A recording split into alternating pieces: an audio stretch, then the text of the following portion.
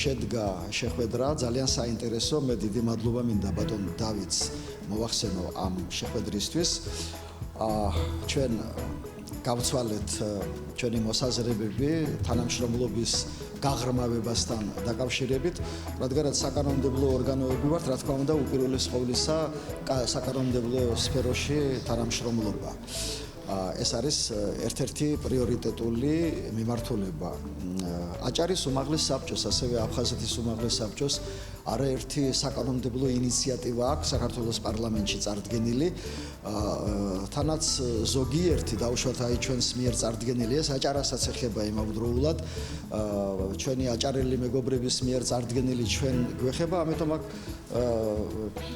თავისთავად ცხადია, რომ თანამშრომლობა არის აუცილებელი. ჩვენ გვინდა ამას სისტემური ხასიათი მივცეთ და უფრო მაღალ დონეზე ავიყვანოთ ეს თანამშრომლობა.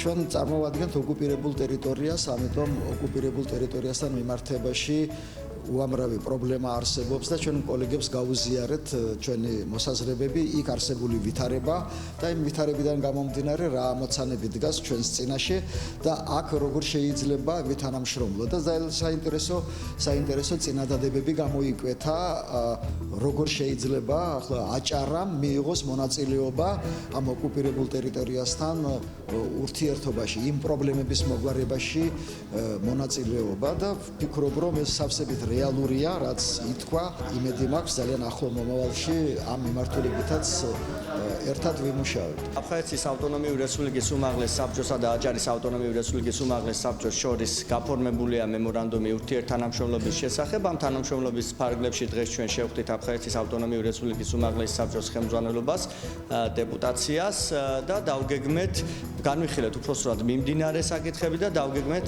საომავლო თანამშრომლობა.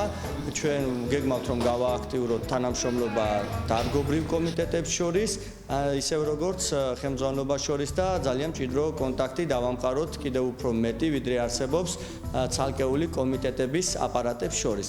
მე ვფიქრობ, რომ საბოლოო ჯამში, დაახლოებით 1 წლის შემდეგ, როდესაც ჩვენ ერთგვარ შეჯამებას გავაკეთებთ ერთწლიანი შედეგების, გვექნება საკმაოდ ხელშესახებითი შედეგი, რომელზედაც უფრო ფართოდ შეგვიძლია ვისაუბროთ.